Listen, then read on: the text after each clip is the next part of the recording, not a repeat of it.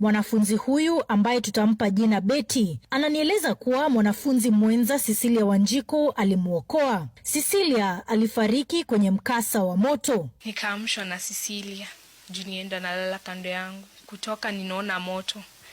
Main exit ilikuwa side. Okay, moto ilianza cube 7 na sisi tuko cube zingine after cube 7 kwenda na uko nyuma.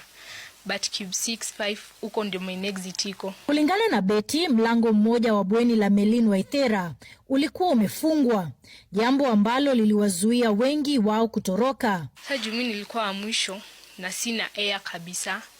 Nilikuwa hata nimeshachoka kabisa. Hata nilikuwa nimeshakaa chini. Sasa nikasema hapa lazima sasa nitafute hewa. Ndio sasa nikapenya katikati ya watu. Mwanafunzi huyu mwenye umri wa miaka 17 anashukuru kuwa alinusurika kifo usiku huo, ila kuwapoteza marafiki wake wawili